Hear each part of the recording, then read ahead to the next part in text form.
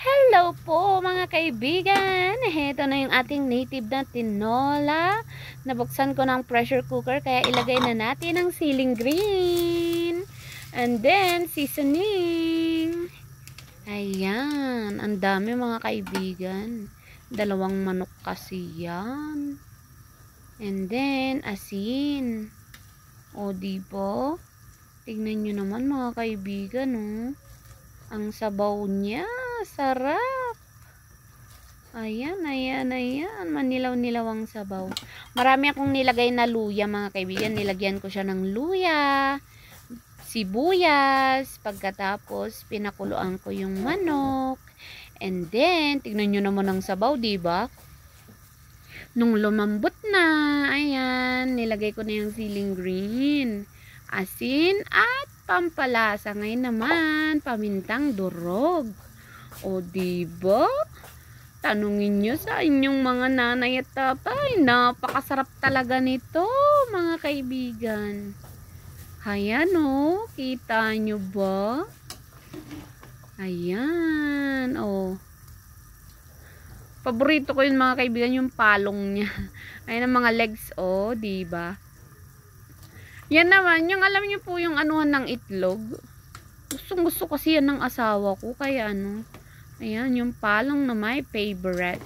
Ayan, atay. Siyempre yung laman niya nasa ilalim. O, diba? Ayan, ang dami niyang itlog mga kaibigan. Hindi ko na siya ano yun. Baka ano, madurog po yung mga itlog. Ayan.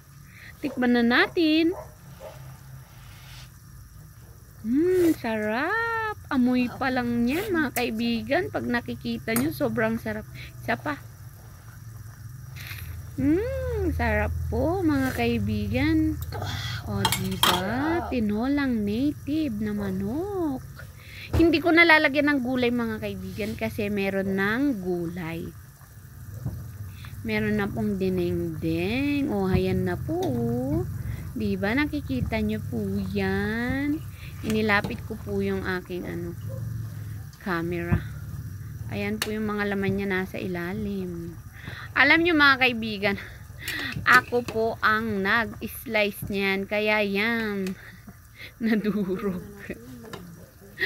Ayan o, diba? Yan yung mga laman niya. Hindi ko po alam mag-slice. Ayan. Oh, luto na yan mga kaibigan. Kasi mga kaibigan, pag hindi mo yan i-pressure cooker, baka yung 30 minutes hindi pa yan luto. Isang oras po talagang pakukuluin yan. Pero dahil sa pressure cooker, 30 minutes na lang. O, diba? Dapat nga mga kaibigan, 20 to 25 lang. Kaya lang, pinaano ko na hanggang 30 minutes para malambot talaga.